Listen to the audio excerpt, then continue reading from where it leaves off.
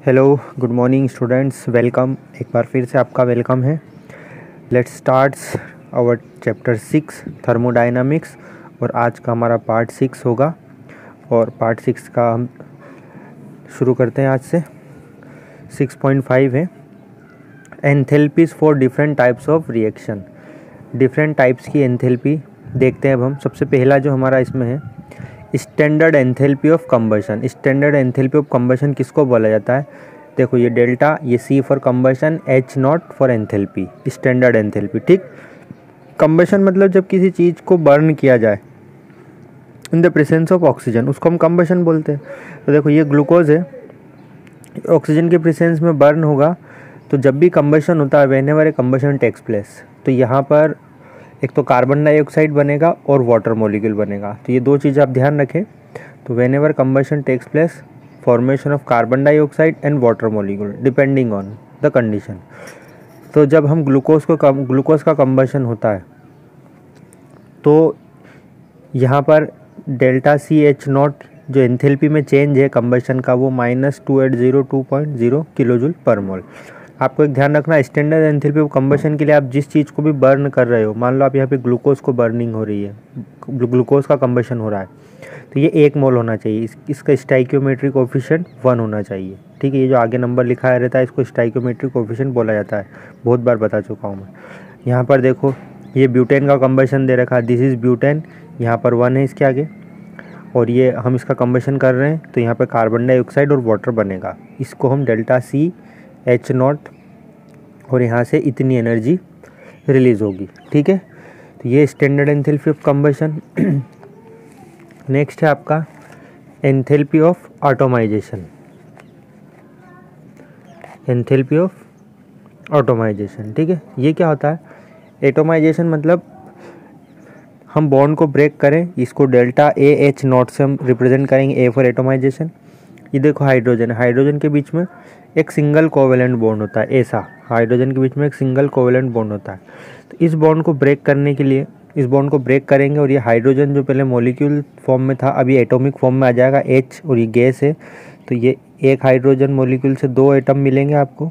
तो इस बॉन्ड को ब्रेक करने के लिए हमको जितनी एंथैल्पी की ज़रूरत है, जितनी एनर्जी चाहिए, उसको हम डेल्टा ए एच नॉट बोलते हैं। और ये वैल्यू कितनी है? 435 किलोजूल पर मोल। उसी तरीके से मीथेन है, CH4, यहाँ पर कार्बन है और 4 हाइड्रोजन है। तो यहाँ पर 4 कोवेलेंट बॉन्ड है, तो 1 कार्बन है और 4 आपको हाइड्रोजन के एटम मिलेंगे, 1 कार्बन का एटम मिलेगा और 4 हाइड्रोजन के एटम मिलेंगे। तो इन बॉन्ड्स को ब्रेक करने के लिए हमको कितनी एनर्जी चाहिए? Delta A H naught is equal to this value. उसी तरीके से देखो सोडियम है, सोडियम सॉलिड है, इसको हम एटॉमिक फॉर्म में कन्वर्ट देखो करेंगे। जब भी एटम जो होगा, मतलब आप उसको एटॉमिक फॉर्म में कन्वर्ट करोगे तो वो गैस फॉर्म में रहेगा। यहाँ पर ये वैल्यू जी रहेगी, ये इनकी स्टेट ध्यान रखें। तो देखो सॉलिड से गैस में कन्वर्ट हो रहा है, तो ये इसकी एटोमाइजेशन एनर्जी कितनी है? इतनी 108.4 किलोजूल पर मोल। इसको हम एंथैल्पी ऑफ सब्लिमेशन भी बोलते हैं। एंथैल्पी ऑफ सब्लिमेशन भी बोला जाता है। क्यों? क्योंकि देखो ये सोडियम जो है सॉलिड फॉर्म से गैस में कन्वर्ट हो रहा है, तो जब सॉलिड से गैस में कन्वर्ट होता है तो हम उसको सब्लिमेशन बोलते हैं। ठीक है, या गैस से सॉलिड में, उल्टा भी हो सकता है। नेक्स्ट है बॉन्ड एंथैल्पी, किसको बोला जाता है? देखो बॉन्ड एंथैल्पी हमारे पास 2 तरह की है। एक तो होती है बॉन्ड डिसोसिएशन एंथैल्पी, बॉन्ड को तोड़ने के लिए जितनी एंथैल्पी की ज़रूरत है। एंथैल्पी मीन्स एनर्जी भी होता है, एक तरह से भी समझ सकते हो आप। तो देखो हम डाई एटॉमिक मॉलिक्यूल की बात करते हैं। डाई मतलब जिसमें 2 एटम हो, उन मॉलिक्यूल की बात करते हैं। सबसे पहले यहाँ पर हाइड्रोजन दे रखा है, ये एक डाई एटॉमिक मॉलिक्यूल है। हम हाइड्रोजन के बॉन्ड को ब्रेक करेंगे तो यहाँ पे आपको 2 एटम मिलेंगे जो कि गैस फॉर्म में होंगे। तो डेल्टा H, फिर ये हाइड्रोजन के बीच में ये वाला बॉन्ड ब्रेक करेंगे तो ये H नॉट स्टैंडर्ड एंथैल्पी। तो इस बॉन्ड को ब्रेक करने के लिए इतनी एंथैल्पी में चेंज होगा। उसी तरीके से क्लोरीन देख सकते हो आप, क्लोरीन में भी एक सिंगल कोवेलेंट बॉन्ड होता है। आपको एक मॉलिक्यूल से 2 क्लोरीन के एटम मिलेंगे, और इस बॉन्ड को ब्रेक करने के लिए आपको 242 किलोजूल की एंथैल्पी में चेंज देखने को मिलेगा। उसी तरीके से आप ऑक्सीजन को देखो, ऑक्सीजन में भी हम बॉन्ड ब्रेक करेंगे। इन दोनों में, इसमें और इसमें सिंगल बॉन्ड था, लेकिन ऑक्सीजन में डबल बॉन्ड होता है।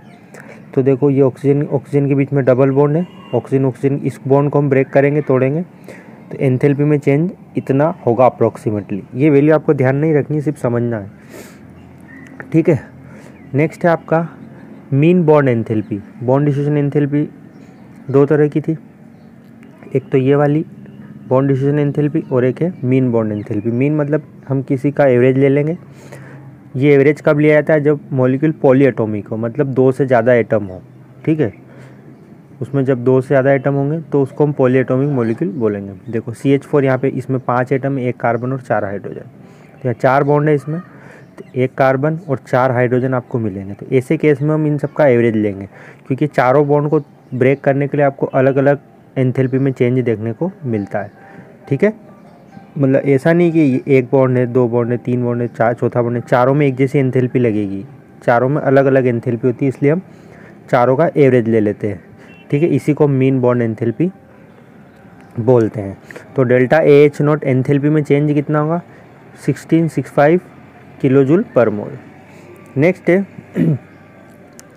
The standard enthalpy of the reaction is related to bond enthalpy. देखो जो बॉन्ड एंथैल्पी और standard enthalpy of reaction delta RH0 और bond enthalpy reactant and product में क्या डिफरेंस, क्या रिलेशन है?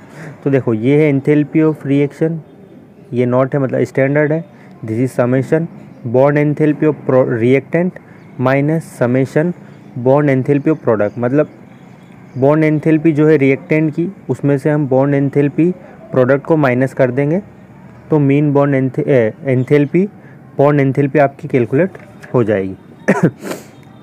नेक्स्ट है आपका एंथैल्पी ऑफ सॉल्यूशन। सॉल्यूशन की एंथैल्पी किसको बोलते हैं? देखो एंथैल्पी ऑफ सॉल्यूशन है आपके पास में जैसे आपके पास में एक ये कंपाउंड है, ये एक आयनिक कंपाउंड है, ठीक है। इसको आपने वाटर में डिसोल्व करा, वाटर में डिसोल्व करने के बाद में ये मान लो A के ऊपर प्लस का चार्ज है, A प्लस एक्वस और B माइनस एक्वस में कन्वर्ट हो जाएगा, ठीक है।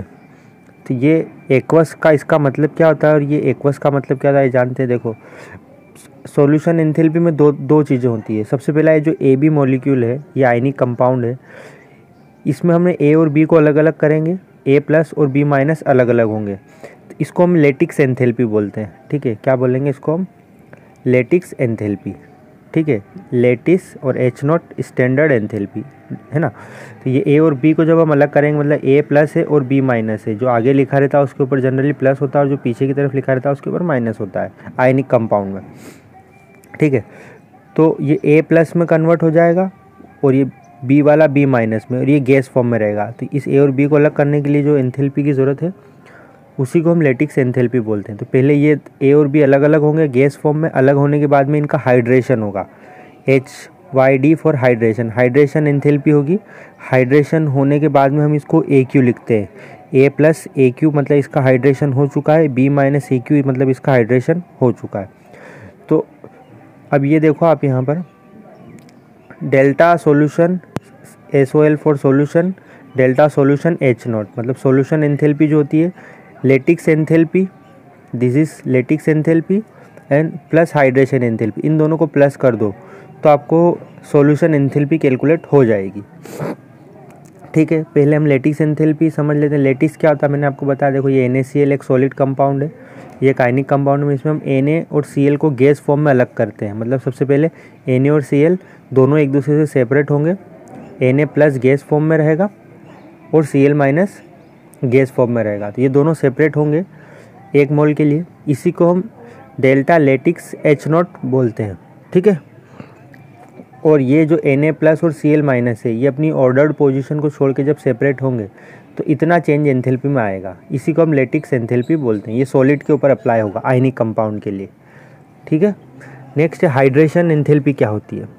अब देखो सबसे पहला ये दोनों सेपरेट हो जाएंगे गैस फॉर्म में, जब ये वाटर के अंदर रहेंगे, देखो ये Na प्लस है, ये पानी में है, वाटर में है, ये H2O है, H और ये 2 इस तरह से लिखा है मैंने H2O को, ये H2O, ये प्लस वाला है, ऑक्सीजन के ऊपर नेगेटिव चार्ज होता है और हाइड्रोजन के ऊपर प्लस का चार्ज होता है। तो ऑक्सीजन इस प्लस के वाले के पास में आएगा, इसको घेर लेगा इस तरह से, फिर दूसरा ऑक्सीजन मॉलिक्यूल दूसरा वाटर मॉलिक्यूल इसके पास में इस Na+ को घेर लेगा। ऐसे बहुत सारे मॉलिक्यूल, एक और ये वाटर मॉलिक्यूल है, ये ऑक्सीजन वाला हिस्सा जिसके ऊपर नेगेटिव चार्ज है, इस Na+ को चारों तरफ से ये वाटर मॉलिक्यूल घेर लेंगे। इस Na+ वाले को वाटर मॉलिक्यूल चारों तरफ से घेर लेते हैं।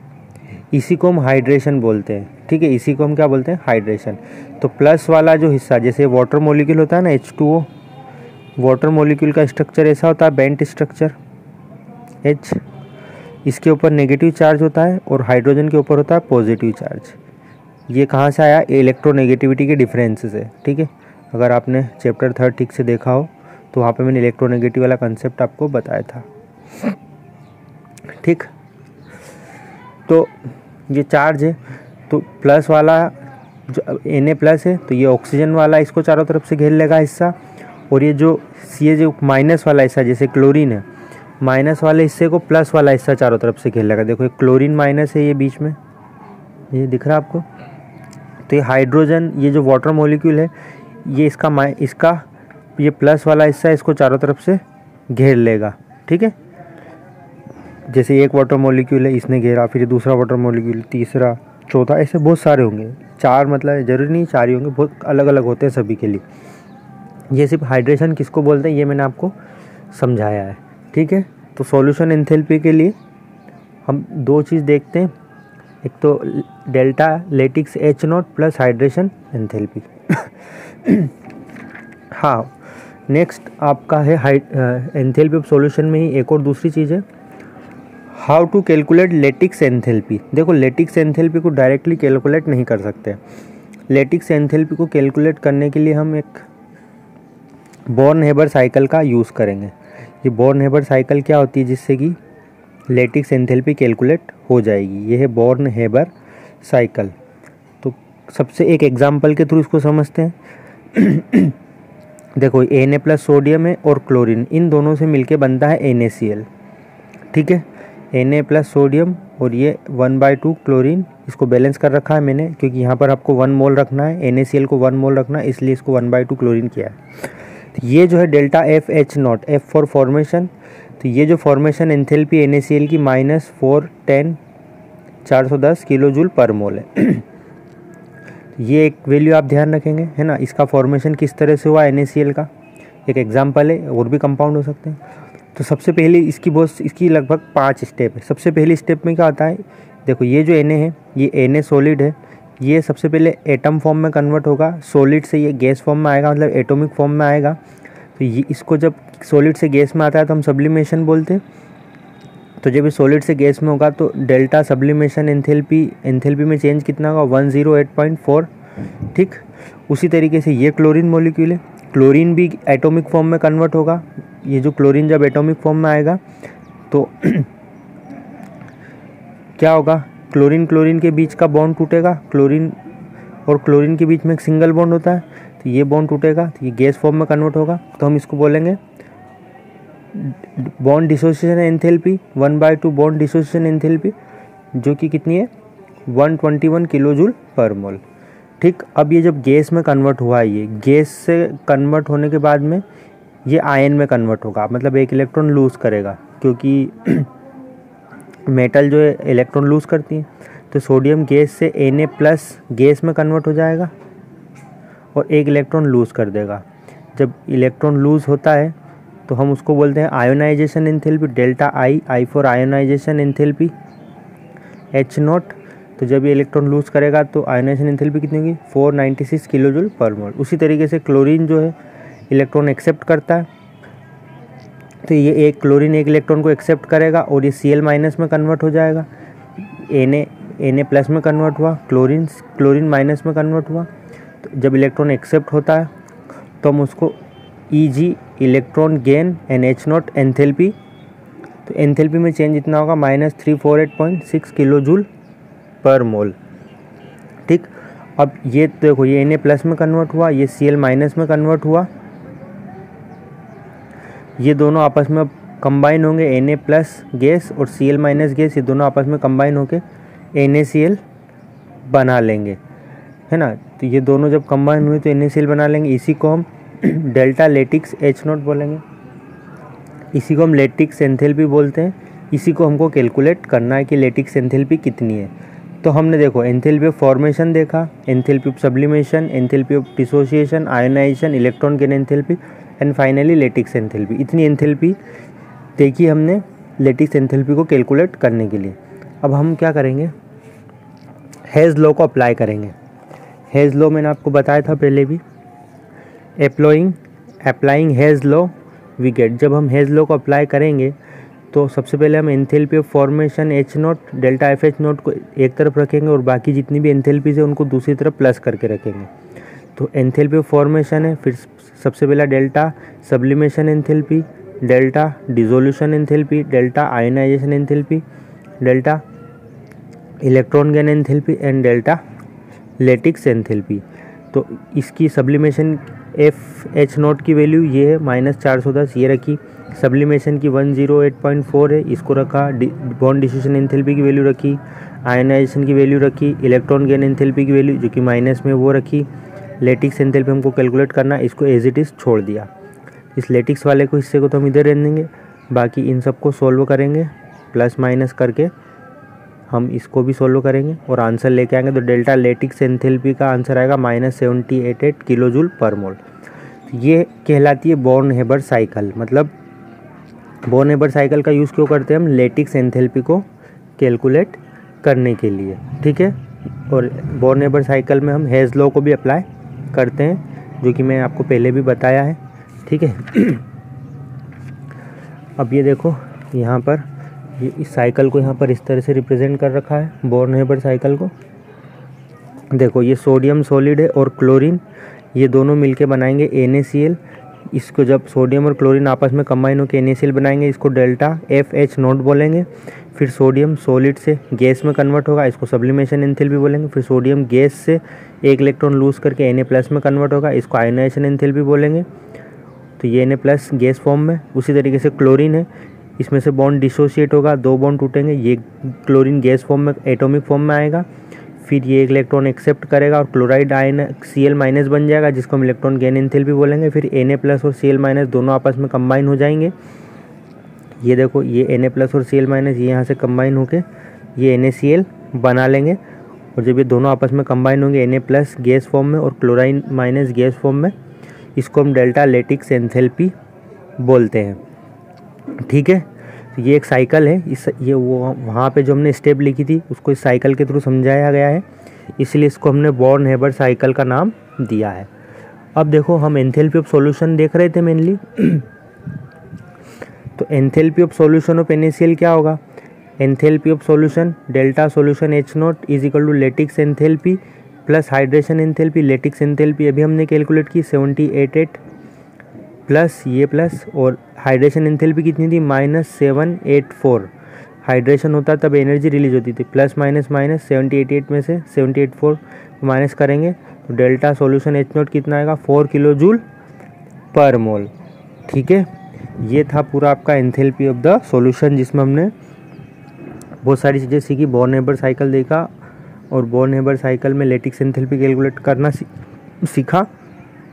उसके बाद में हमने एंथैल्पी ऑफ सॉल्यूशन फाइनली देखा, हाइड्रेशन क्या होता है ये भी हमने जाना, बहुत सारी चीज़ें इसमें हमने जानी। बहुत इंपॉर्टेंट टॉपिक था, आप इसको पढ़ लेना अच्छे से और इसकी प्रैक्टिस करें, ओके। तो ये आज का हमारा पार्ट 6 भी पूरा हुआ। नेक्स्ट हम पार्ट 7 शुरू करेंगे, ओके। सो इतना ही आज के लिए। आप सभी को बहुत बहुत शुक्रिया, बहुत बहुत धन्यवाद। आपने अपना कीमती समय इस वीडियो लेक्चर को देखने के लिए दिया, उसके लिए धन्यवाद। Thank you very much.